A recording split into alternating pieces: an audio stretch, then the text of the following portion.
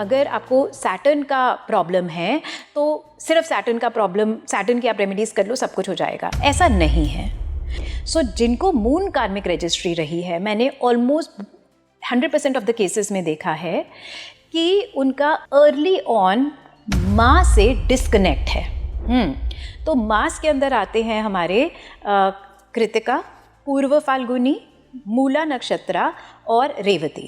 Okay, Mars होता है territory, जहाँ पे बहुत टेरिटरी से रिलेटेड, प्रॉपर्टी से रिलेटेड इश्यूज रहे हैं वो, या फिर उनके घर चेंज होते रहे हैं, एक वो स्टेबिलिटी नहीं आती है उनके सेंस में, उनकी लाइफ में, जहाँ पे उनको लगता है कि अगर मैं बोलूँ तो ये 10 लोग मेरे लिए खड़े होंगे।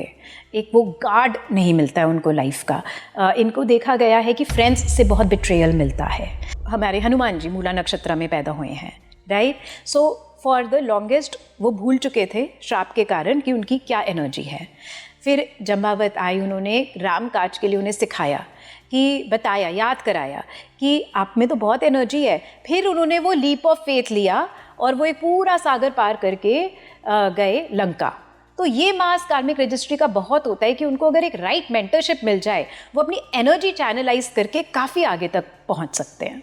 जब हम रियलिटी ऑफ लाइफ को सुनते नहीं हैं और हमारा प्लेजर इन लाइफ फिर रिड्यूस होता रहता है, क्योंकि हम डिस्कनेक्टेड हैं। जब हम सुनते नहीं हैं, जब हम डिस्कनेक्टेड हो जाते हैं। Venus has to do with the women in life, Venus has to do with pleasure in life. वो मतलब एक लॉस्ट सा रहता है इंसान, राइट। उसको लगता है हर चीज़ डिले हो रही है और प्रोक्रेस्टिनेट करने लगता है। वो काम में भी ना बात बन नहीं रही है। हम देखते हैं कि सामने वाले लोग इतना एफर्ट कर रहे हैं, उनको कुछ तो मिल रहा है, हमको तो वो भी नहीं मिल रहा। तो शनि कार्मिक रजिस्ट्री वहाँ पे होती है। कुंडली में पितृ दोष को बहुत ही क्रूर दोष माना जाता है कि आपके पितरों ने आपको दोष दे दिया, अब तो आपकी लाइफ में कुछ ग्रोथ ही नहीं हो पाएगी। तो क्या डीएनए एस्ट्रोलॉजी ऐसे दोषों को भी डिकोड करती है? हमारी लीनिएज के बारे में और क्या बताती है? क्या जेनेटिक डिसऑर्डर्स भी देख सकते हैं हम डीएनए एस्ट्रोलॉजी के थ्रू, और क्या वो हील हो सकते हैं इसके माध्यम से? जेनेटिक डिसऑर्डर्स डेफिनेटली देख सकते हैं, एज द नेम सजेस्ट कि हम डीएनए पे जा रहे हैं। सो हमें ये पता चल जाता है कि डायबिटीज़ और भी जो बड़ी चीज़ें होती हैं कि ये आ रहा है। जैसे वीनस और जुपिटर की अगर कार्मिक रजिस्ट्री हो तो डायबिटीज़ की पॉसिबिलिटी होती है। कभी कभी एक चीज़ का इमोशनल चार्ज इतना आगे बढ़ गया होता है कि उसका रेमेडी होता है उसको भुगतना।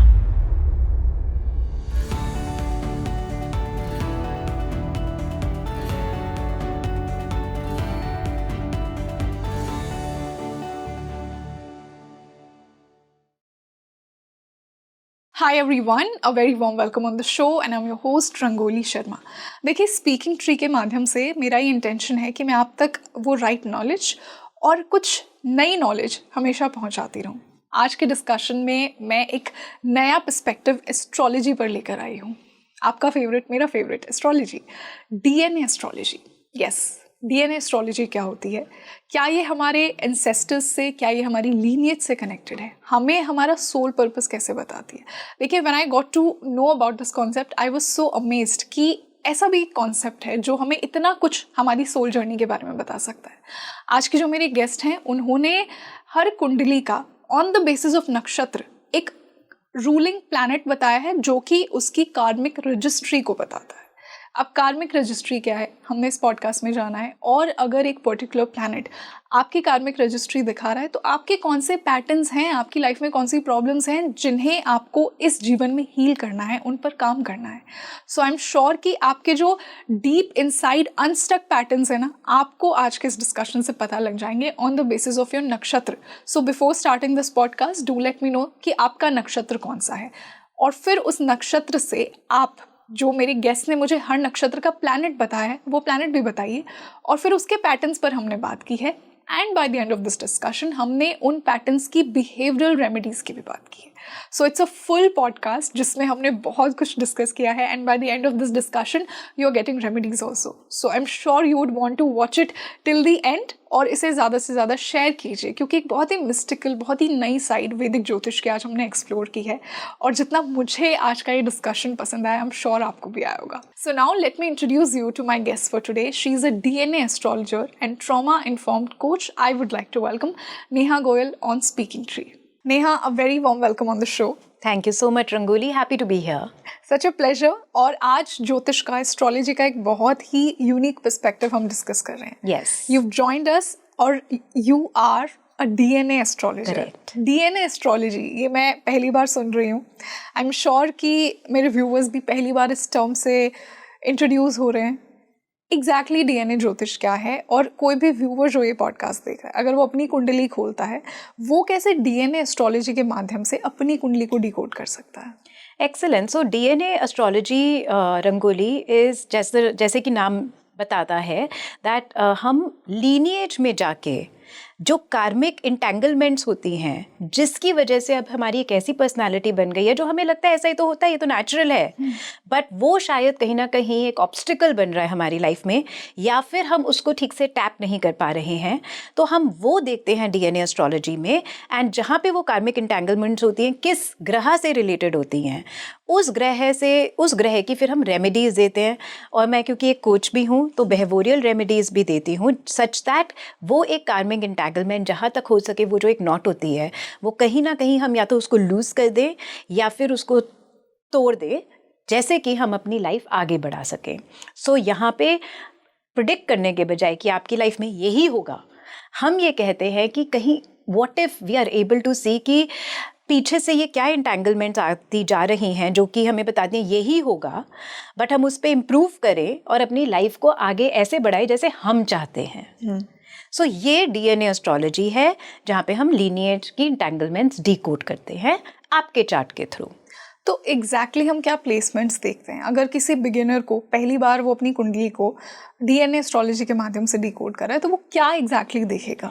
देखिए, पहली बात तो मैं एक जैसे कि हर कोई एक एक्सपर्टीज़ होती है, और जो एक्सपीरियंस होता है, जो उसके लिए क्वालिफाइड होता है, सजेशन यही होता है कि क्वालिफाइड पर्सन के पास ही जाओ. अपने आप अपने चार्ट पे हमें नहीं बैठना चाहिए, बिकॉज बहुत सारी स्टडी लगती है. But answering your question, 3 main placements हम इसमें देखते हैं, जो कि होता है लग्ना, द फर्स्ट हाउस, लग्ना लॉर्ड, विच मीन्स जो फर्स्ट हाउस का मालिक है वो कहाँ पे बैठे हुए हैं, and the third is the moon placement.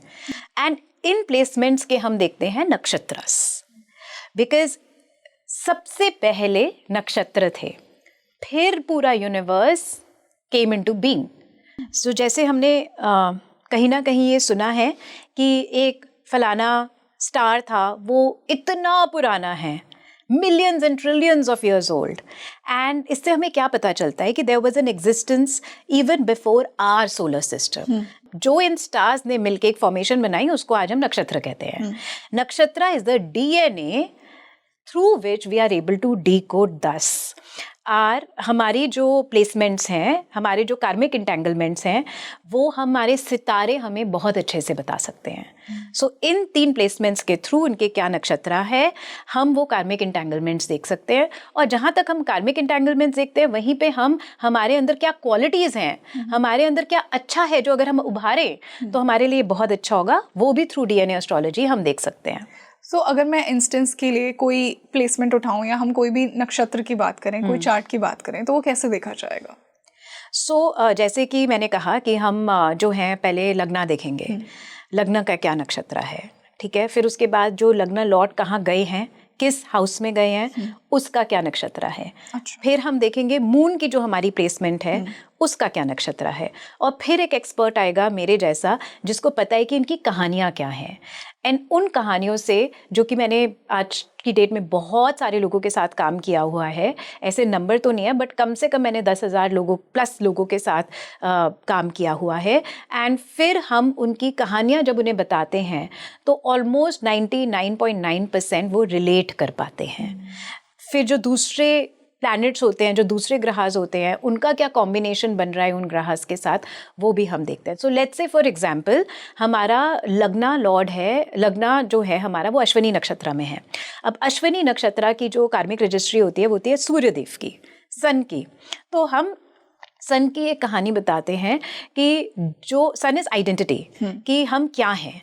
And सन कार्मिक रजिस्ट्री में हमने देखा है कि इन लोगों को बहुत आइडेंटिटी क्राइसिस रहता है, इवन दो इनको पता होता है that they have a lot of talent with in them. जैसे करण थे महाभारत के, कि रॉयल फैमिली में पैदा हुए हैं, बट हमेशा घूमते रहे अपनी आइडेंटिटी की वैलिडेशन के लिए। सो कहीं ना कहीं सन कार्मिक रजिस्ट्री भी इस तरीके से अपनी आइडेंटिटी की वैलिडेशन के लिए घूमती रहती है। और आप सोचिए कि ये स्टोरी जब मैं किसी को बताती हूँ, डिपेंडिंग अपॉन दूसरी क्या प्लेसमेंट्स हैं, वो हमेशा कहते हैं कि हाँ ये एकदम सही है, विच मीन्स कि कहीं ना कहीं कोई तो ऐसा डिकोडिंग हमने कर ली है जिसकी वजह से वो रिलेटेबिलिटी होती है।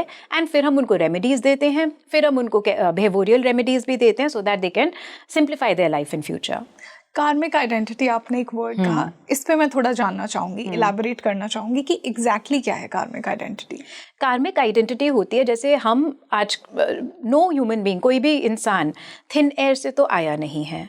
हम सारे अपने मम्मी पापा के थ्रू आए हैं, चाहे डजेंट मैटर कि हमारी उनसे क्या रिलेशनशिप रही हो, हम उनके मम्मी पापा के थ्रू आए हैं, विच मीन्स कि एक इन्फॉर्मेशन है जो पास ऑन हो रही है lineage to lineage, parents to parent, parents and finally to us.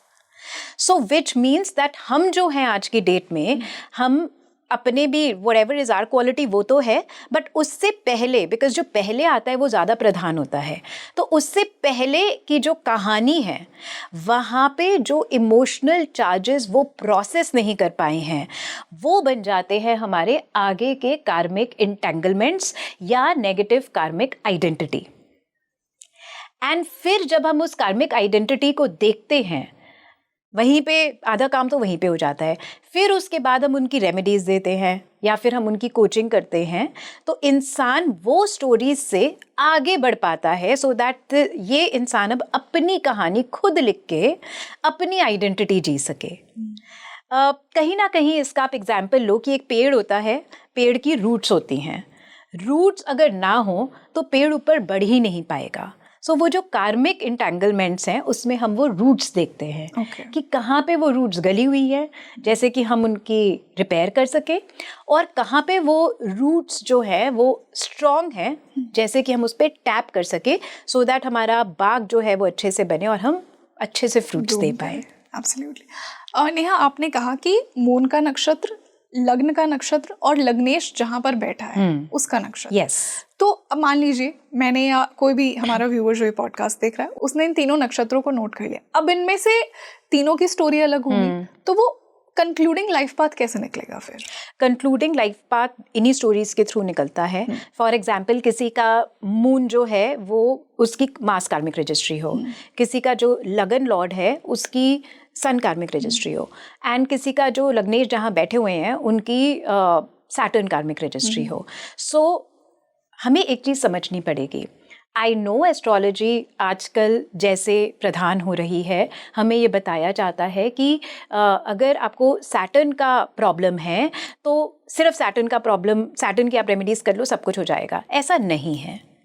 We are a system, हम एक सिस्टम है। जैसे हमारी एक बॉडी है, वो आइसोलेशन में काम नहीं करती। ऐसा नहीं है कि लिवर अलग अपना काम कर रहा है, हार्ट अपना अलग काम कर रहा है, ये सारे एक दूसरे की तालमेल में काम करते हैं। सिमिलरली ये जो अब एक कार्मिक रजिस्ट्रीज हैं, तो सन, मास और जो मैंने ग्रह बोले, वो एक दूसरे की तालमेल में से एक कहानी बताएंगे, राइट? एंड उस कहानी को डिकोड करना ही हमारा काम है। कि जब हमारे को आइडेंटिटी क्राइसिस भी हो रहा है, मास के थ्रू हमारी बाउंड्रीज भी, हमारे को अपनी बाउंड्री भी नहीं पता कैसे लगानी है, तो इन दोनों की आइडेंटिटी क्राइसिस और बाउंड्रीज नहीं है, विच मीन्स कि एक कहानी हो सकती है इस इंसान की, दैट इवन दो उसमें बहुत टैलेंट है, बट बिकॉज वो क्योंकि अपनी लाइफ की बाउंड्रीज ही नहीं बना पा रहा है, कंफ्यूजन आ जाता है, जिसकी वजह से ये इंसान आगे बढ़ नहीं पा रहा, और इसी से उसे अपने स्टक पैटर्न्स पता लगे। 100%, बिकॉज लाइफ का काम ही ये है कि वो चाहती है कि हम पहले सर्वाइव करें, फिर उसके बाद थ्राइव करें।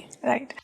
सो Neha, as you told me कि हर प्लैनेट की कार्मिक रजिस्ट्री होती है और उसी से एसोसिएटेड नक्षत्र उसको रूल कर रहे हैं। तो मैं 9 प्लैनेट की कार्मिक रजिस्ट्री समझूंगी, ताकि जो भी व्यूअर अपने चार्ट में मैच कर रहा है वो अपनी जर्नी को, अपने आइडेंटिटी को समझ सके. सो आई विल स्टार्ट विद सन. जी, इससे पहले कि हम सन पे जाए, मैं आपको बोलना चाहूँगी कि हम 8 ग्रह देखते हैं इसमें, क्योंकि अष्टकर्म होते हैं. केतु को हम नहीं देखते हैं, बिकॉज केतु वैसे भी पास्ट लाइफ और उसके बारे में ही बताते हैं. तो केतु आप समझ लीजिए कि ये इनके प्रधान हैं, उनको हम नहीं देखते हैं. राइट.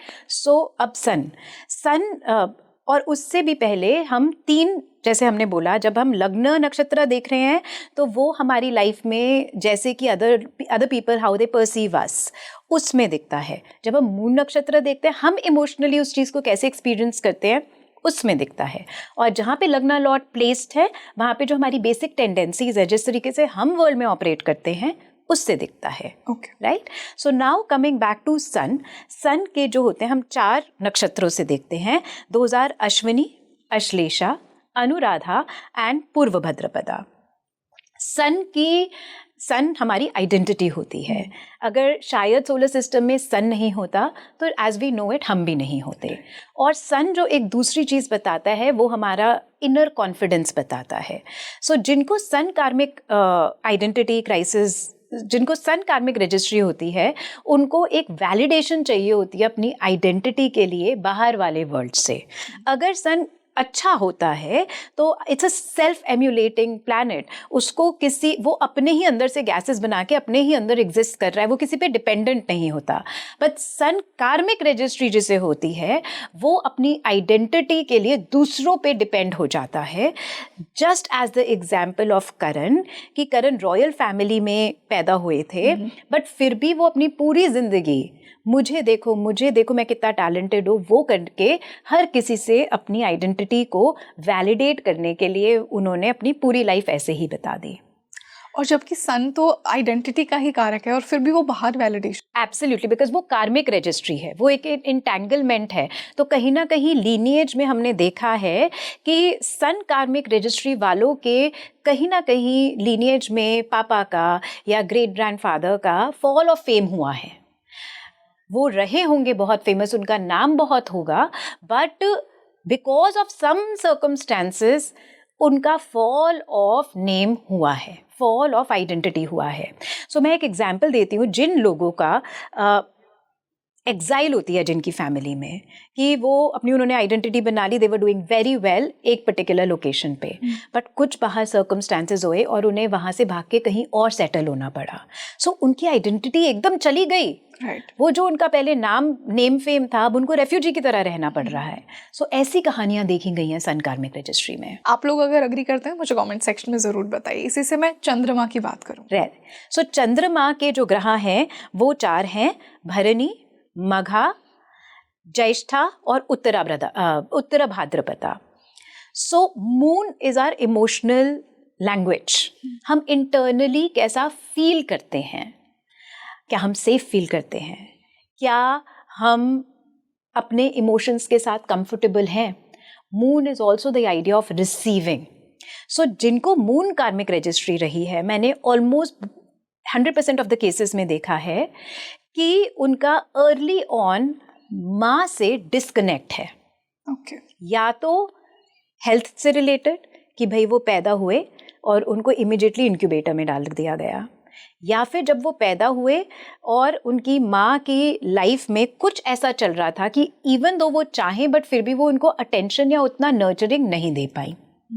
सो इनका they always keep looking for a sense of belonging. Right. तो वो ग्रुप्स में वो अपनी सेंस ऑफ बिलोंगिंग हमेशा ढूंढते रहते हैं. ऐसे लोग कहीं ना कहीं ससेप्टेबल होते हैं एक कल्ट ज्वाइन करने के लिए, कि जहाँ पे भी वो प्यार के भूखे होते हैं, जहाँ पे भी वो मुझे नर्चरिंग, वो प्यार मिल जाए, वो नरिशमेंट फील हो जाए, जहाँ पे वो मुझे नरिशमेंट मिल जाए, मैं वहाँ पे चला जाऊँगा, ये सोचे बिना कि वो मेरे को सर्व कर रहा है या वो मेरे एंटी है. राइट. बिकॉज बिगिनिंग में उनकी ये जो एक लैक की रिक्वायरमेंट होती है, एज आई सेड, लाइफ का हमेशा काम होता है सर्वाइव करना. तो उनको सर्वाइवल के लिए एक सेंस ऑफ बिलोंगिंग, एक ग्रुप चाहिए. राइट. सो ऐसे जो लोग होंगे वो कहीं ना कहीं ग्रुप से पीड़ित भी होंगे, बट वो ये भी बोलेंगे कि मैं इसको छोड़ भी नहीं सकता या मैं इसको छोड़ भी नहीं सकती, because if not this then what. Right? तो ऐसे वो इंट्रैप हो जाते हैं. सो मून कार्मिक रजिस्ट्री में अब ये देखा गया है कि it is a very internal struggle, है ना? एंड बाहर के लोगों को शायद वो दिखेगी नहीं कि आप खुद को एक्सप्रेस ही नहीं कर कि आप खुद को एक्सप्रेस कर नहीं पा रहे हो, और अगर आपको करना है तो आपको वो सेंस ऑफ बिलोंगिंग नहीं मिल रही है. वो 10 लोग नहीं मिल रहे हैं जो आपको बोले कि अब वो जैसे अभी धुरंधर में कहते हैं ना जमील जमाली, बच्चा है तू मेरा, तो उनको वो बच्चा है तू मेरा वाला कोई कहने वाला नहीं मिल रहा. It's a very internal struggle, right? इसी से मार्स की बात करते हैं. Right. कौन से नक्षत्र मार्स के कार्मिक रजिस्ट्री के अंडर आते हैं और उसका क्या पैटर्न है? तो मास के अंदर आते हैं हमारे कृतिका, पूर्व फाल्गुनी, मूला नक्षत्रा और रेवती. ओके, मार्स होता है टेरिटरी, राइट? कि मेरी क्या टेरिटरी है. सो हमारा फर्स्ट एक्सपीरियंस टेरिटरी के साथ क्या रहता है कि जब हमारा एक सिबलिंग होता है तो हम बोलते हैं ना कि now the parents start saying कि अब तुम्हें इसके साथ शेयर करना पड़ेगा, अब ये सिर्फ तुम्हारा अकेला नहीं है, नाउ आपकी ये बाउंड्री है. सो मार्स हमारी वो बाउंड्री होती है. मार्स आगे चल के अडल्ट लाइफ में शादी भी होती है, बिकॉज शादी भी कहीं ना कहीं एक बाउंड्री, एक सीमा बनाती है, राइट? एंड मार्स कार्मिक रजिस्ट्री में ये देखा गया है, और जो काम होता है our work, that is also Mars, because वो भी हमारे को एक सेंस ऑफ कंटेनमेंट, एक बाउंड्री देता है. सो इन सब चीज़ों से प्रॉब्लम देखी गई है कि सिबलिंग्स में जहाँ पे बहुत टेरिटरी से रिलेटेड, प्रॉपर्टी से रिलेटेड इश्यूज रहे हैं, वो या फिर उनके घर चेंज होते रहे हैं, एक वो स्टेबिलिटी नहीं आती है उनके सेंस में, उनकी लाइफ में, जहाँ पे उनको लगता है कि अगर मैं बोलूँ तो ये 10 लोग मेरे लिए खड़े होंगे. एक वो गार्ड नहीं मिलता है उनको लाइफ का. इनको देखा गया है कि फ्रेंड्स से बहुत बिट्रेयल मिलता है. सो इस कहानी का बैक ट्रैक अगर आप करोगे, काफ़ी टाइम आपको देखेगा मार्स कार्मिक रजिस्ट्री में कि कोई ना कोई एक ऐसी कहानी रही है जहाँ पे ना घर में बाउंड्रीज सेट नहीं थी, राइट? हर एक पीपल प्लीजिंग वाला माहौल था. ओके, सो लोगों को पता ही नहीं है कि कहाँ मैं ख़त्म होता हूँ और कहाँ दूसरा शुरू होता है. यहाँ पे हमने कई बार ये भी देखा है कि घरों में जहाँ पे जो माँ है वो बहुत पीड़ित हुई हैं एंड उनके ऊपर सारा बोझ डाल दिया गया है सारे कामों का, उनको ही अपनी बाउंड्री नहीं पता. सो उनको ही अपनी बाउंड्री नहीं पता, तो कहीं ना कहीं जो जब वो बच्चा बड़ा हो रहा है उसको भी नहीं पता कि मेरी सीमा क्या है, मेरी बाउंड्री क्या है, मेरी टेरिटरी क्या है, I am here to please everybody, ऐसा उसको लगता है. आगे चल के ये लोग हर कॉज को अपना कॉज बना लेते हैं, because very early on they have picked up the cause of their mother. मैं अपनी माँ को प्रोटेक्ट करूंगी या मैं अपनी माँ को प्रोटेक्ट करूंगा. सो आगे चल के बिकॉज वो बाउंड्री से कन्फ्यूजन है, उनको यही नहीं पता चलता कि इस कॉज में मेरा बोलना बनता है या इस कॉज में मेरा बोलना नहीं बनता. अदर पीपल में consider them as intimidating, as angry people. But if they learn how to channelize this energy, they will go a long way. उनमें इतनी एनर्जी होती है. जैसे कि अगर हम बोले तो हमारे हनुमान जी मूला नक्षत्र में पैदा हुए हैं, right? So for the longest वो भूल चुके थे श्राप के कारण कि उनकी क्या एनर्जी है. फिर जम्बावत आई, उन्होंने राम काज के लिए उन्हें सिखाया, कि बताया, याद कराया कि आप में तो बहुत एनर्जी है. फिर उन्होंने वो लीप ऑफ फेथ लिया और वो एक पूरा सागर पार करके गए लंका. तो ये मास कार्मिक रजिस्ट्री का बहुत होता है कि उनको अगर एक राइट मेंटरशिप मिल जाए, वो अपनी एनर्जी चैनलाइज करके काफ़ी आगे तक पहुंच सकते हैं. वाह, इसी से मैं गुरु की बात करूंगी. सो गुरु के 3 नक्षत्र होते हैं, मृगशीरा, हस्ता एंड उत्तराषाढ़ा. जुपिटर इज जो हमारी लाइफ का गुरु तत्व होता है. गुरु तत्व हमारी लाइफ का होता है जो हमारे को डूज एंड डोंट्स बताता है. जैसे कॉन्स्टिट्यूशन होता है, वो हमारे को डूज एंड डोंट्स बताता है. वो फोर्स नहीं करता, it's not a law, law is Saturn, but ये हमारे को बताता है कि ऐसा कर लो तो लाइफ अच्छी चल जाती है. That is our Guru, that is the light, somebody who gives us mentorship, somebody who gives us light in life, right? So Jupiter कार्मिक रजिस्ट्री में ये देखा गया है कि या तो हमारे को गलत एडवाइजेस मिलती हैं और अगर हम उस एडवाइस को फॉलो कर ले तो हमारे लिए अच्छा नहीं हो पाता, या फिर अगर अच्छी एडवाइस मिल जाती है तो हम उसको लेते ही नहीं हैं, उसको अमल ही नहीं करते हैं. तो ऐसे जो लोग होंगे वो अपना गुरु उनको बहुत लेट मिलेगा लाइफ में, जो एक उनको स्ट्रीमलाइन करके बोले और या जिसके ऊपर वो ट्रस्ट भी कर सके. एंड अर्ली ऑन ये देखा गया है कि जो जुपिटर कार्मिक रजिस्ट्री वाले होते हैं उनका टीचर्स के साथ और गुरुज के साथ अच्छा रिलेशनशिप नहीं होता। टीचर्स ने या तो उन्हें बहुत स्ट्रिक्टली बहुत स्ट्रिक्ट होती है उनकी टीचर्स अर्ली ऑन, तो उनको ये कहीं ना कहीं लगता है कि मुझे ना सिखाया अच्छे से नहीं गया। तो वो बहुत, क्योंकि अब सिखाया अच्छे से नहीं गया तो उन्होंने बहुत सेल्फ लर्न किया है, तो जिसकी वजह से आगे चल के उनका गुरु के आगे सरेंडर करना काफ़ी मुश्किल हो जाता है, और ये फिर उनकी लाइफ के लिए काउंटर प्रोडक्टिव हो जाता है। फिर वो किसी को अपना गुरु बना नहीं पाते हैं। बट प्रॉब्लम ये आती है कि अगर हम सबको सब कुछ ही पता होता तो फिर तो क्या ही बात थी। एग्जैक्टली, फिर लाइफ हमें क्या ही सिखा। एग्जैक्टली। सो वो जब हम अब्जॉर्ब नहीं कर पाते हैं किसी की एडवाइस, या जब हमारे को कोई सही दिशा भी दिखा रहा है, हम डिफ्रेंशिएट नहीं कर पाते हैं, तब लाइफ में ट्रबल्स आती हैं। क्योंकि गुरु जो होते हैं, जो जुपिटर होते हैं, अगर सोलर सिस्टम में देखोगे, उनकी ग्रेविटी से अर्थ बची हुई है।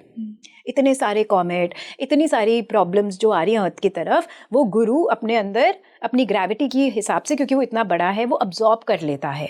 तो अब आप सोचो, इसी से कार्मिक रजिस्ट्री है। तो हमें लगता है राइट टाइम पे राइट गाइडेंस ही नहीं मिली, राइट प्रोटेक्शन ही नहीं मिली, तो हम गिर गिर के संभलते हैं। और फिर मच लेटर इन लाइफ जब हम अपने गुरु बन जाते हैं, तब हम शायद किसी की हेल्प कर पाते हैं, बट उसमें टाइम लगता है, पहले सफरिंग आती है। इसी से हम मर्क्यूरी की बात करते हैं। मर्क्यूरी के कौन से नक्षत्र हैं और मर्क्यूरी की क्या कार्मिक रजिस्ट्री है? जी, सो मर्क्यूरी होता है 3 नक्षत्रों से देखते हैं, रोहिणी, उत्तरा फाल्गुनी और पूर्वाषाढ़ा, राइट। सो मर्क्यूरी जब होता है, तो मर्क्यूरी जैसे ही हम बोलते हैं, आई थिंक ये बहुत कॉमन है, लोगों को पता ही होगा, हम इमिडिएटली बात करते हैं communication, right, connectivity, resources more to do with connection, कि हमारा नेटवर्क क्या है वो हमें मर्क्यूरी बताता है। सो अगर जब मर्क्यूरी कार्मिक रजिस्ट्री होती है, तो कहीं ना कहीं हमारे ब्रेन और हमारे माउथ में कनेक्शन ऑफ होता है। हम सोचते बहुत अच्छा है, बट उसको एक्सप्रेस नहीं कर पाते, उसको वर्ड्स में नहीं ला पाते। सो आई मे हैव मतलब अगर मुझे मर्क्यूरी कार्मिक रजिस्ट्री है और मैं अर्ली ऑन इस पॉडकास्ट में अगर आई होती, सो मेरे को जो बोलना है वो मैं ठीक से बोल भी नहीं पाती, आप समझ ही नहीं पाते। And it has nothing to do with मुझे पता है कि नहीं पता, मैं कम्युनिकेट नहीं कर पा रही हूँ उसको ठीक से। The second thing Mercury has to do with network. अब जब हमारी लाइफ में सब कुछ चला जाता है, तो हम क्या करते हैं, हम अपने नेटवर्क पे रिलाई करते हैं ना, कि कोई कुछ बता दे, कोई हमारे को कुछ एक ऐसी चीज़ समझा दे कि हम आगे बढ़ पाए लाइफ में। कभी सुना है कि do you know somebody over here, कोई यहाँ पे मुझे हेल्प कर सकता है क्या, इस ऑर्गेनाइजेशन में आप किसी को जानते हो जो हमारी हेल्प कर सकता है? तो वो नहीं हो पाता, क्योंकि मर्क्यूरी कार्मिक रजिस्ट्री है। सो इसका एक एग्जाम्पल है, लोगों ने सुना है तेनाली रामन के बारे में, इवन कालिदास के बारे में, इनको है मर्क्यूरी कार्मिक रजिस्ट्री। तो बिगिनिंग ऑफ लाइफ में इनको मूर्ख मानते थे कि इनका कुछ नहीं है, बट लेटर लाइफ में एक देवी कृपा की वजह से ये इतने इंटेलिजेंट हो जाते हैं कि काव्य लिख रहे हैं, कि राजा के दरबार में इनको बुलाया जा रहा है उनकी इंटेलिजेंस के लिए। सो मर्क्यूरी कार्मिक रजिस्ट्री का हमने देखा है कि जो वो पढ़ाई करते हैं बिगिनिंग ऑफ लाइफ में, वो उनको आगे चल के काम नहीं आती है। वो अपना ही कुछ आगे अपना दूसरा क्वालिफिकेशन करते हैं और फिर उस चीज़ को लेके वो आगे बढ़ते हैं। So you may have spend a lot of money in your initial qualifications, but उसका आगे चल के कोई काम नहीं आता है। Okay, right. सो ये उनका पैटर्न है, जो ये उनका, मैंने मैक्सिमम लोगों में ऐसा पैटर्न देखा है मर्क्यूरी कार्मिक रजिस्ट्री का। इसी से हम one of the most favourite planets शुक्र की बात करते हैं। सो शुक्र की कार्मिक रजिस्ट्री देखी जाती है 3 नक्षत्रों से, अर्द्रा, चित्रा और श्रवणा। ओके, अब श्रवणा नक्षत्र की एक बहुत फेमस कहानी है, राजा बलि।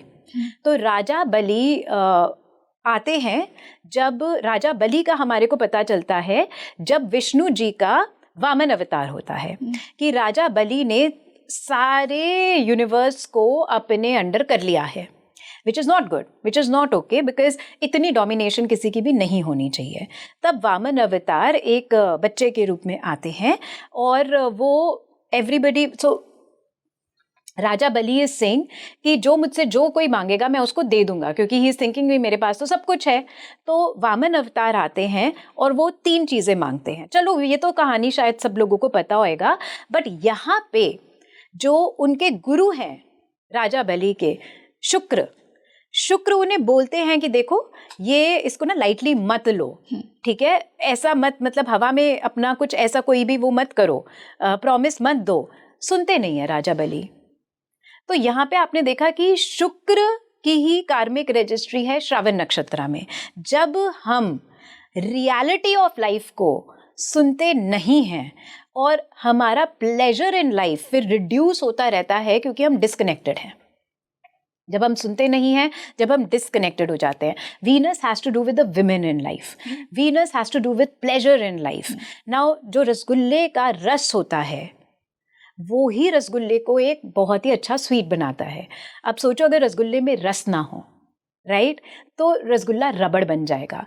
ऐसी लाइफ बनी होती है वीनस कार्मिक रजिस्ट्री वालों की कि देखने में तो सबको लगता है बहुत सुहावना, अरे कितना बड़ा घर है, अरे शादी कितने अच्छे घरों में हुई है, बट वो अंदर से वो एक रबड़ की तरह जी रहे होते हैं। They don't have that juice of life. उनकी शादी ठीक नहीं चल रही होती है, पैसे होते हैं बट कोई इतनी प्रॉब्लम्स हुई होती हैं, चाहे हेल्थ से ले लो चाहे वेल्थ से ले लो, कि वो उस चीज़ को एंजॉय नहीं कर पाते हैं। कार बड़ी होती है बस बट उस कार में बैठ के वो अपनी प्रॉब्लम्स के बारे में ही सोच रहे होते हैं, क्योंकि गाइडेंस सही उन्होंने जब मिली तब over a period of generations नहीं ली होती है to live life in the normal world. ऊपर ऊपर की बातें नहीं, रियल वर्ल्ड में कैसे जिए, ओके, वो काउंटर प्रोडक्टिव हो जाती है उनके लिए। इसी से मैं शनि की बात करना चाहूँगी। कौन से नक्षत्रों से शनि कार्मिक रजिस्ट्री देता है? तो शनि भी एक बहुत फेमस है जिनके लिए सब लोगों ने डरा दिया होता है, बदनाम किया होता है। शनि कर्मों के कारक हैं, तो कहीं ना कहीं हम शायद अपने कर्मों से ही इतने डरे हुए हैं। तो शनि के भी 3 नक्षत्र हैं, पुनर्वसु, स्वाति और धनिष्ठा, जिनसे उनकी कार्मिक रजिस्ट्री देखी जाती है। और शनि अगर आप सोलर सिस्टम में देखेंगे तो सबसे टू द नेकेड आई सबसे जो फार ऑफ प्लैनेट है ये वो है, और गति भी उसकी इसीलिए स्लो है बिकॉज वो सन से सबसे दूर है। जब शनि की कार्मिक रजिस्ट्री आती है, एक लाइफ में मतलब एक लॉस्ट सा रहता है इंसान, राइट, उसको लगता है हर चीज़ डिले हो रही है और प्रोक्रेस्टिनेट करने लगता है। वो काम में भी ना बात बन नहीं रही है। हम देखते हैं कि सामने वाले लोग इतना एफर्ट कर रहे हैं, उनको कुछ तो मिल रहा है, हमको तो वो भी नहीं मिल रहा। तो शनि कार्मिक रजिस्ट्री वहाँ पे होती है।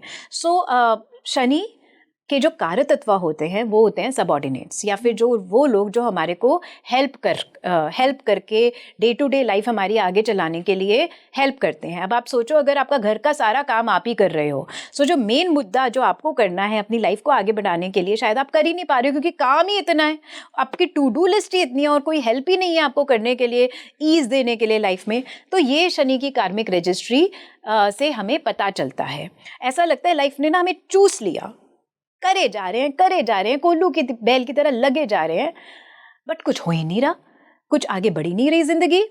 ये होती है शनि की कार्मिक रजिस्ट्री। और इसमें देखा गया है कि हमारी लीनिएज में अगर किसी ने शनि के कारतत्व को एक्सप्लॉइट किया हो, किसी इंडिविजुअल, किसी ने कोई हमारी सेवा की हो और किसी ने कोई हमारी हेल्प की हो और हमने उसको इक्वली कॉम्पनसेट ना किया हो, जैसे पुराने ज़माने में होता था, किसी ने हमारे घर पे आके काम कर दिया पर हमने उसका जो इक्विवेलेंट पैसा था उसको नहीं दिया।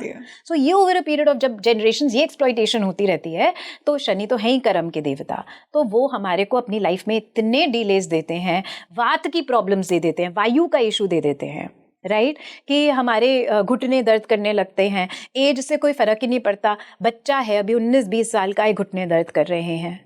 बोझ, शनि इज़ द बोझ ऑफ लाइफ, बोझ ऑफ लाइफ नहीं उठा पाते हैं वो लोग, उससे बहुत डॉन्ट हो जाते हैं वो, उससे बहुत उनको प्रॉब्लम हो जाती है कि काफ़ी डिप्रेसिव टेंडेंसीज में चले जाते हैं ऐसे लोग, मून के भी एंड शनि के भी जो कार्मिक रजिस्ट्री होती है, because they are not able to take the weight of life. और ऐसे लोगों के साथ मैंने देखा है कि चाहे ये कितना भी काम कर लें, इनका काम बहुत अच्छा होएगा बिकॉज अच्छा भी मिला है उन्हें, टू डिटेल होगा, बट इनको ना वो कभी नेम एंड फेम ही नहीं मिलेगा, ऑलवेज बिहाइंड द स्क्रीन रहेंगे, right. So all those people who do hard work but behind the screen, but the credit goes to the people who are in front of the camera. That is Shani कार्मिक registry. Wonderful. इसी से हम राहु की karmic registry की बात करते हैं। कौन से नक्षत्रों के अंडर राहु आता है? जी, राहु कार्मिक रजिस्ट्री हमें पता चलती है पुष्य, विशाखा एंड शतभिषा नक्षत्र से। तो Rahu is that which is visible but we can not see it, a lot like ancestors, right. So Rahu की कार्मिक रजिस्ट्री में देखा गया है कि एंसेस्ट्रली कोई एक ऐसा एंसेस्टर है या कोई किसी एक एंसेस्टर की कहानी है जिसको उसका ठीक से कर्म हो नहीं पाया है एंड उसको ऑस्ट्रेसाइज कर दिया है, उसको अनसी कर दिया है, उसको अनहर्ड कर दिया है. जैसे कि किसी की लीनिएज में मल्टीपल शादियां हुई हों बच्चा पैदा करने के हिसाब से, बट जो फर्स्ट और सेकंड वाइफ है जिनसे शायद बच्चे नहीं, उनको भूल गए. Yes, right. बट वो लीनिएज का तो पार्ट रहे हैं. राइट. उनका एसेंस तो रहा है हमारे होने में भी. या फिर ऐसी कहानियां कि लेट्स से पहले ज़माने में होता था कि किसी ने आउट ऑफ द कास्ट जाके शादी कर ली. राइट. एंड उसको हमने कह दिया अब तो मेरा बेटा ही नहीं है या अब तो मेरी बेटी ही नहीं है, निकाल दिया. बट क्योंकि कह दिया और आगे की जनरेशन को उनके बारे में पता ही नहीं है, इसका मतलब ये तो नहीं है कि वो एग्जिस्ट ही नहीं करते थे, वो लीनिएज का पार्ट थे. सो ऐसी कहानियां देखी गई हैं राहु कार्मिक रजिस्ट्री में, और जो कि आज की डेट में हमें कैसे प्रॉब्लम दे रही हैं. हमें लगता है हम जा रहे थे आराम से, जैसे फॉर एग्जांपल मैं पॉडकास्ट करने तो बड़े आराम से आ रही थी, सडनली कुछ हो गया जो मेरे हाथ में था ही नहीं. ऊपर से किसी ने गुब्बारा मारा, मेरी पूरी साड़ी खराब हो गई. या फिर एक्सीडेंट किसी और का हुआ है, मैं ट्रैफिक जैम में फंस गई. राइट. ऐसी चीज़ें जो हमें लगता है जो हो तो रही हैं बट हमारे हाथ में नहीं है, वो राहु कार्मिक रजिस्ट्री. डिजीजेस ऐसे हो जाते हैं जिनको डायग्नोस नहीं कर पाते हैं लोग कि कहाँ से आ रहे हैं. या फिर cancer type of a disease की growth of something which shouldn't have been there, and this usually looks towards somebody in our ancestry जिसकी कहानी को एकदम निगेट कर दिया गया, उसको ऑस्ट्रेसाइज कर दिया गया. दैट इज राहु कार्मिक रजिस्ट्री. वाह. तो ये इनकी लाइफ का वो पैटर्न है जो Yes. इन्हें ब्रेक करना है. ये एक लाइफ का पैटर्न है कि जो इनको देखना चाहिए. इन सारी इनफैक्ट कार्मिक रजिस्ट्रीज का देख के, specific remedies as per chart देख के, ये अपनी लाइफ का वो वाला पार्ट जहाँ पे वो स्टक हैं उसको रिजॉल्व करके डेफिनेटली आगे बढ़ सकते हैं, और एटलीस्ट कोशिश तो कर सकते हैं आगे बढ़ने की. कहीं ना कहीं मैं भी उसका एक उदाहरण हूँ. मेरे को भी एक कार्मिक रजिस्ट्री थी जिसकी वजह से मैं बहुत शाई थी, मैं बोल नहीं पाती थी. एंड आज की डेट में मैंने अपने भी चार्ट पे काम किया, मैंने अपना भी रेमेडीज़ किया, और आप देख सकते हैं, आई एम श्योर कोई ये तो नहीं बोल सकता कि मैं बोल नहीं पा रही हूँ. You are such a good speaker. Thank you so much, thank you so much. And एक और चीज़ मैं इसमें बोलूँगी, क्योंकि आज मैंने अपने आप पे काम किया और मैं बोल पा रही हूँ, तभी ये इन्फॉर्मेशन पूरी दुनिया में या जो भी सुनेगा उसके पास जा पा रही है. सो जब हम अपने आप पे काम करते हैं तो वो सिर्फ हमें नहीं इफेक्ट करता, जो हमारे अंदर से निकलना चाहिए और पूरी दुनिया को जिसकी सर्विस मिलनी चाहिए वो उन लोगों तक भी पहुंच पाता है. So Neha, now that we so beautifully understood कि हर प्लैनेट की क्या कार्मिक रजिस्ट्री है, एंड आई एम श्योर कि सबने अपने नक्षत्र मैच करके अपने प्लैनेट की कार्मिक रजिस्ट्री को डिकोड किया होगा और अपनी लाइफ में वो पैटर्न्स को रियलाइज़ किया होगा. अब डीएनए एस्ट्रोलॉजी की मैं बात कर रही हूँ, तो डीएनए को हमारे पितरी से कनेक्ट करते हैं. कुंडली में पितृ दोष को बहुत ही क्रूर दोष माना जाता है कि आपके पितरों ने आपको दोष दे दिया, अब तो आपकी लाइफ में कुछ ग्रोथ ही नहीं हो पाएगी. तो क्या डीएनए एस्ट्रोलॉजी ऐसे दोषों को भी डिकोड करती है? हमारी लीनिएज के बारे में और क्या बताती है? एब्सोल्युटली. सो डीएनए एस्ट्रोलॉजी का एक्चुअली मेन काम ही ये है कि डीएनए एज ए से कि हमारे पितरों के ऐसे क्या चार्जेस रहे हैं, ऐसे क्या कर्सेस रहे हैं, ऐसा क्या वो उन्होंने किया सर्कमस्टेंशियली, नोइंगली या अननोइंगली, जिसकी वजह से एक इमोशनल चार्ज या एक चार्ज वहाँ पे रह गया. And because we belong to वो वाली लीनिएज, तो हमारे को उससे क्या प्रॉब्लम आ रही है, क्या इंटेंगलमेंट आ रही है. बिकॉज कहीं ना कहीं आपने भी सुना होगा, ये हमें भी कि कहीं हम ही तो अपने एंसेस्टर नहीं हैं. हाँ, और कुछ घरों में ऐसा होता भी है ना कि कहते हैं कि आप उसी दिन जन्म लिया आपने जिस दिन आपके दादाजी की डेथ एनिवर्सरी थी या बर्थ एनिवर्सरी. हाँ. सो एंड फिर ये भी कहते हैं कि देखो ये तो अपने दादा जैसे दिखते हैं, ये तो अपने उस वाली नानी की तरह लगते हैं. सो हम अपने एंसेस्टर्स से अपने आप को अलग नहीं कर सकते हैं. We are in service to our ancestors. So ये जो सारे हमने अभी किया ये दोष ही हैं. दोष को अगर हम नेगेटिव ना लेके हम इस तरीके से देखें कि एक सिम्टम है, कुछ पुराना हुआ जिसकी वजह से ये हुआ, उसका ये सिम्टम हुआ जो हम आज भोग रहे हैं, और उसको अगर हम देख के उसको रेमेडी कर दें और एक डायरेक्शनल स्ट्रेंथ हम लें कि भाई अब मुझे ये सिंप्लीफाई करना है अपनी लाइफ में, मैं वैलिडेशन ढूंढती हूँ बाहर, मुझे इस चीज़ में ये रेमेडीज़ करके, आदित्य हृदयम फॉर एग्जांपल सन की एक रेमेडी करके उसको इम्प्रूव करना है, या फिर कोर स्ट्रेंथ को अपना स्ट्रेंथन करना है एक्सरसाइज करके, तो हम अपनी लाइफ में आगे बढ़ सकते सकते हैं, because ancestors are not against us. वो हमारे को, जैसे पितृदोष आपने बोला, तो वो ऐसा नहीं है कि वो हमारे को पीड़ित रखना चाहते हैं, वो इन सिम्टम्स के थ्रू दिखाना चाहते हैं कि यहाँ पे नॉट लगी हुई है बच्चे, इसको देखो, इसको रेमेडी करो और आगे बढ़ो। With our blessings you move ahead in life. So but कैसे करेंगे वो तो अब आके हमारे को बताएंगे नहीं, तो वो इन पीड़ाओं के थ्रू हमें बताते हैं कि ये है, इस पे काम करो और आगे बढ़ो, हम नहीं कर पाए तुम कर लो। क्या जेनेटिक डिसऑर्डर्स, अगर मैं मेडिकल एस्ट्रोलॉजी से इसे कनेक्ट करूं, क्या जेनेटिक डिसऑर्डर्स भी देख सकते हैं डीएनए एस्ट्रोलॉजी के थ्रू, और क्या वो हील हो सकते हैं इसके माध्यम से? जेनेटिक डिसऑर्डर्स डेफिनेटली देख सकते हैं, एज द नेम सजेस्ट कि हम डीएनए पे जा रहे हैं। सो हमें ये पता चल जाता है कि डायबिटीज़ और भी जो बड़ी चीज़ें होती हैं कि ये आ रहा है। जैसे वीनस और जुपिटर की अगर कार्मिक रजिस्ट्री हो तो डायबिटीज़ की पॉसिबिलिटी होती है। सन की कार्मिक रजिस्ट्री हो तो जुपिटर की कार्मिक रजिस्ट्री हो तो एक सेरेब्रल पॉलिसी होती है, तो वो होती हैं। तो ऐसी जो मेजर डिजीजेस हैं वो देख सकते हैं। कहीं ना कहीं जेनेटिक डिजीजेस का मैंने ये नोटिस किया है, मैं ये देखूंगी कि अब वो फिजिकल में बहुत स्ट्रांगली हमारे लीनिएज में आ चुके हैं। सो ये एक मिथ है कि हर चीज़ रेमेडी हो सकती है। कोई कभी कभी एक चीज़ का इमोशनल चार्ज इतना आगे बढ़ गया होता है कि उसका रेमेडी होता है उसको भुगतना। बहुत ही इंपॉर्टेंट बात। Genetic disease is one of those. उसे झेलना ही पड़ेगा, वो आपके पास आई है क्योंकि आपने इतना कर्मा अक्यूमुलेट कर लिया है। यस। तो उसको हम जो है रेकमेंड फिर भी कर सकते हैं कि आप ये चीज़ कर लो, बट क्या उसका रिजल्ट जिसको वो जेनेटिक डिसऑर्डर है उसमें इमिडिएटली दिखेगा? शायद नॉट, बट उसका आगे नहीं जाएगा, ये हो सकता है। Okay, it's come too far now, so to say. मतलब कहने का मतलब है, आज मुझे दिल्ली से निकल के अगर जयपुर जाना है और मैं जयपुर के अंदर जाके बोल रही हूँ कि क्या मैं दिल्ली हो सकती हूँ, तो शायद नहीं। मैं जयपुर पहुँच गई हूँ, अब मुझे जयपुर में रह के ये देखना होगा और फिर लोगों को इंस्ट्रक्ट करना होगा कैसे दिल्ली जा सकते हैं कि मैं वहाँ पे होके आई हूँ। नेहा, एक बहुत ही इंपॉर्टेंट सवाल मैं पूछ रही हूँ। ऐसा कहते हैं ना, कुछ फैमिलीज में आपके पितरों ने आपको चुना होता है क्योंकि आपकी आत्मा में वो पात्रता है कि आप उनकी लीनिएज के वो अनरिजॉल्व पैटर्न्स हील करोगे। यस। कौन सी होती हैं वो सोल्स, और डीएनए एस्ट्रोलॉजी के माध्यम से कैसे पता लग सकता है? अगर आपको वो कार्मिक रजिस्ट्री मिली है तो डेफिनेटली आप ही वो सोल हो, जिसका मतलब है हम सभी वो सोल हैं। हम सबको जो भी कार्मिक रजिस्ट्री, अभी जैसे हमने पूरा लेखा देखा, लोगों ने आइडेंटिफाई कर लिया होगा। अब उनको ये एक क्वेश्चन आ सकता है कि क्या मैं ये कर सकता हूँ, इसको रिजॉल्व या कर सकती हूँ? द आंसर इज़ येस, आप कर सकते हो। Ancestors have chosen you. जैसे कई बार मेरे को इसी का दूसरा सवाल होता है कि ऐसा क्यों है कि मेरी लाइफ में ये सफरिंग है, मेरा सिबलिंग भी तो उसी का एंसेस्टर है ना, उनके भी तो सेम ही एंसेस्टर है, उनको क्यों नहीं है? यहाँ पे ये बात आती है कि जो हमारे इंटरनल ट्रिगर हैं वो मेरे सिबलिंग के इंटरनल ट्रिगर से सेम ना हो। वाई?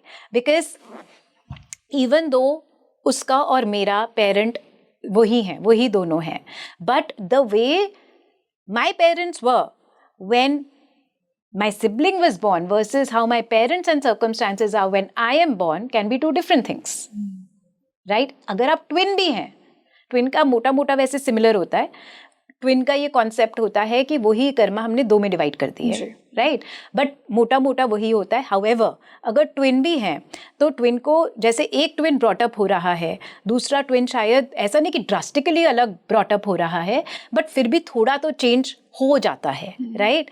सो ये सारी जो सटल चीज़ें होती हैं उसको कंसिडर करते हुए हम उन नक्षत्रों का फिर क्या कहानी बन रही है वो देख के आपको बताते हैं। और अगर आपकी उसकी कार्मिक रजिस्ट्री है, you are the chosen one to take care of it by your ancestors.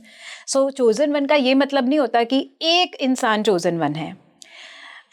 और अदर चीज़ मैंने ये भी देखी है कि कहीं ना कहीं अगर उसके चार्ट में बहुत मेलेफिक प्लैनेट्स का एसेंस है, मुझे लगता है, मैंने देखा है, वो चोजन वन है ज़्यादा। हाँ, और उसकी लाइफ में ना इतनी सफरिंग भी होती है। हाँ, तो उसको और कर रहा होता है, एंड उसकी और फिर मोटिवेशन होती है कि मुझे और इससे आगे निकलना है। सो ये मैंने 100% देखा है। जैसे मेरे पास जो डीएनए एस्ट्रोलॉजी के लिए रीडिंग करने आते हैं वो यूजुअली अपनी एक ऐसी दशा में आते हैं, इवन तो डीएनए एस्ट्रोलॉजी में हम दशा नहीं देखते, बट वो मैंने देखा यूजुअली 7.5 में आ रहे हैं या फिर एक बहुत टफ अपने 6th या 8th हाउस की दशा में आ रहे हैं, तो विच मीन्स कि अब उनका टाइम है, अब वो चीज़ उनको ट्रिगर कर रही है और अब उनको सोल्यूशन चाहिए। सो चोजन वन इज नॉट कि पूरी लाइफ के लिए चोजन वन कई बार टाइम के हिसाब से भी हो सकता है कि अब आपका टाइम आ गया, अब आप देख लो, अब आपको ये अपॉर्चुनिटी दी जाएगी कि आप इससे उभर पाओ, provided you get the right guidance at the right time and not fear साइकोसिस कि लाइफ बर्बाद है आपकी, पता नहीं अब तो आ गया, क्या ही होगा, आपकी तो 7.5 शुरू हो गई है, ओ माय गॉड। ऐसी चीज़ें ना कह के डीएनए एस्ट्रोलॉजी में हम सॉल्यूशंस देते हैं कि ये कंसर्न रहा है, इसीलिए रहा है, और अब इसको करेक्ट करने के लिए आप ये कर लो। डराते नहीं हैं हम, बिकॉज ज्योतिष का नाम ही होता है रंगोली, ज्योति दिखाना। ज्योति मीन्स लाइट दिखाना, रूम की लाइट बंद नहीं कर देना, फियर ना दे देना। सो ज्योतिष पे हम उसको रिस्पेक्ट करते हैं और लाइट दिखाते हैं डीएनए के लिए पूरे।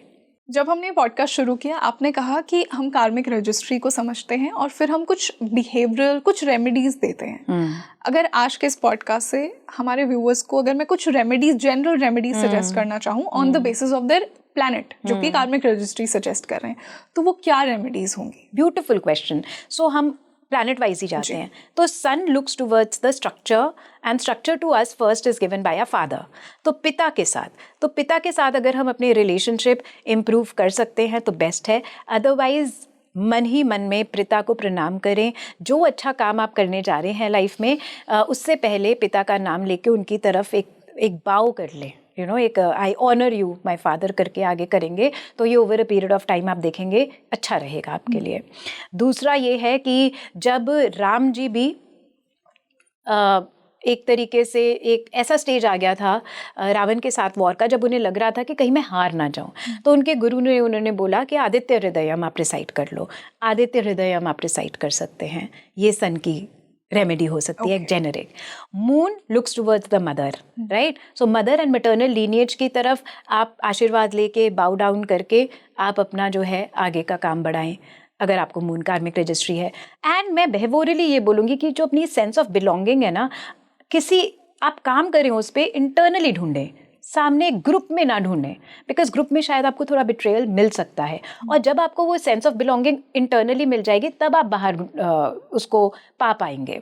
सो जैसे मून कार्मिक रजिस्ट्री में मैंने कहीं ना कहीं ये भी देखा है कि जो भी उनको एक कह देते ना, हाँ come you are a part of our group, right? तो वो उसके हो जाते हैं। तो थोड़ा एक डिसर्नमेंट रखें, ठीक है, कि ये मेरे लिए सही रहेगा कि नहीं रहेगा। जस्ट बिकॉज वो आपको एक आपका दिन को पूरा कर रहा है, फिल कर रहा है, उसमें मत पड़िए। दैट इज मून, ठीक है। एंड उसमें जो एक मंत्र होता है, कृष्ण जी से कनेक्ट कीजिए।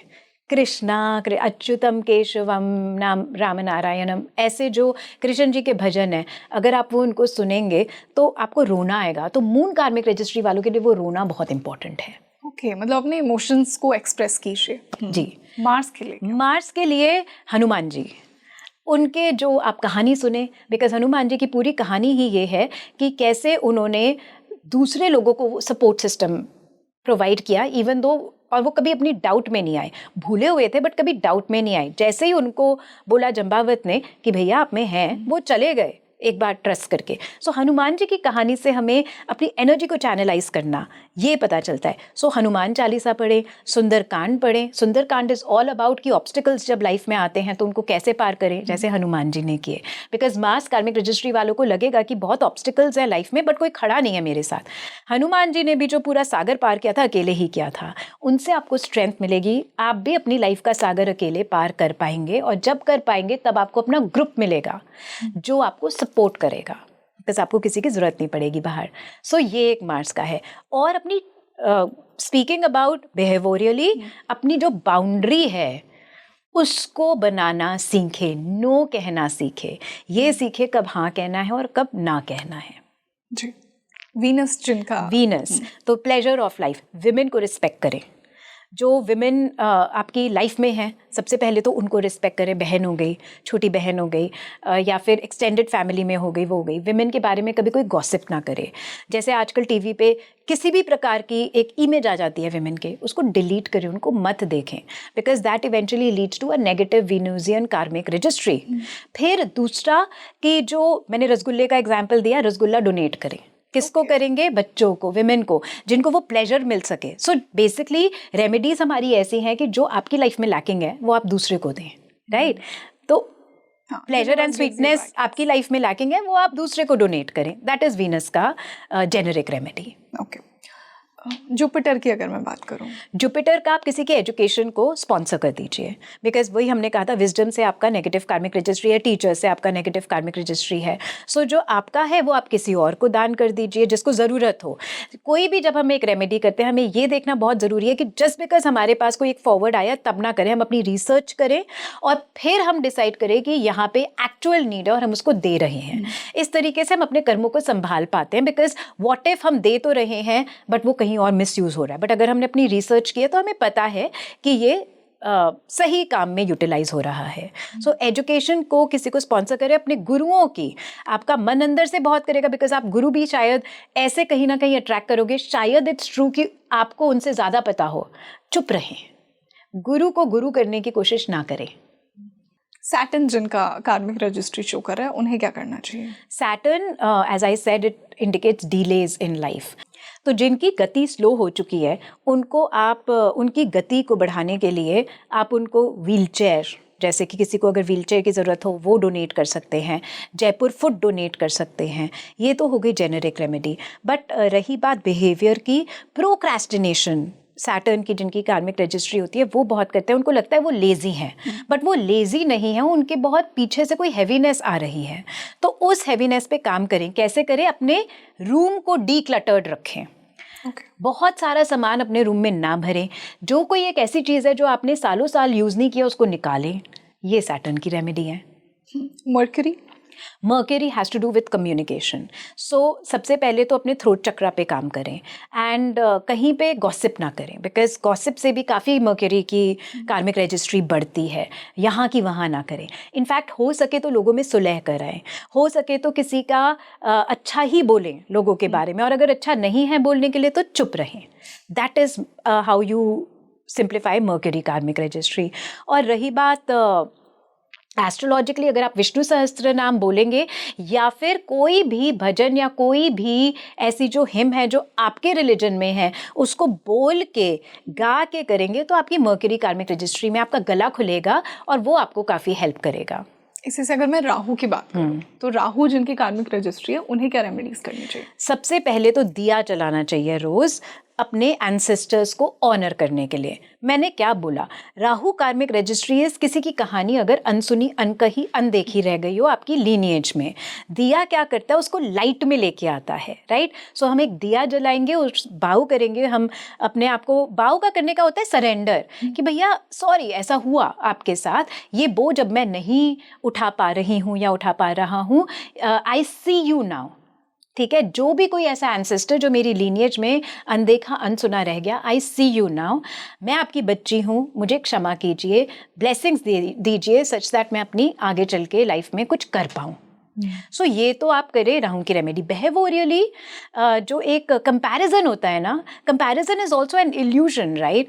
आप, मुझे लगता है आप मेरे से बेटर लाइफ जी रहे हैं, मुझे आपकी लाइफ के बारे में बिल्कुल कुछ नहीं पता, बट एक इल्यूजन हो जाता है कि शायद आपकी लाइफ मेरे से बेटर है। सो कंपैरिजन करना बंद कीजिए। जब कंपैरिजन आए, क्योंकि जो जिनको राहु कार्मिक रजिस्ट्री, उनको लगेगा ये नॉर्मल होता है कंपेयर करना, कैसे ना करूं, है ना? सो आप ऑनर करें इंस्टेड, कि instead of comparing my life with you, I am honouring it that wow, such beautiful things to learn from her. Let me inculcate in my life as far as possible. I honor you for who you are instead of comparing myself to you, because comparison is a low energy, honoring is a high energy. Wonderful Neha, and I'm sure कि इतना helpful podcast था ना आज का ये, मुझे यहाँ बैठकर ये genuinely feel हुआ सभी व्यूअर्स अपनी चार्ट से उसे मैच करेंगे, अपना प्लैनेट ढूंढेंगे और फिर उसकी बिहेवियरल रेमेडीज़ करेंगे। एक बहुत ही यूनिक कॉन्सेप्ट आज हमने इंट्रोड्यूस किया है and I am sure people would love it. So I am really grateful to you, all your wisdom that you shared, और बहुत ही अच्छा आज का डिस्कशन था। So thank you so much. Thank you Rangoli. I love that Speaking Tree ऐसी opportunities, ऐसे platforms बना रहा है जहाँ पे ज्योतिष के बारे में मैं इतना अच्छा कुछ सामने रख पाई। So thank you so much and thank you viewers for listening to us. Our pleasure. So you tell me in the comment section आपको आज का ये डिस्कशन कैसा लगा। On the basis of this discussion आपने अपना कौन सा कार्मिक रजिस्ट्री वाला प्लैनेट ढूंढा। जो नेहा ने रेमेडीज़ बताई हैं क्या आप उन्हें करेंगे? स्पेशली देखिए बहुत ही सिंपलिस्टिक और बिहेवियरल रेमेडीज़ हैं, आपको कुछ डोनेट नहीं करना है, आपको अपने अंदर वो इंटरनली चेंजेस लेकर आने हैं पहले। एंड आई थिंक जैसा नेहा ने कहा कि सिंपलिस्टिक एस्ट्रोलॉजी का यही इंटेंशन है।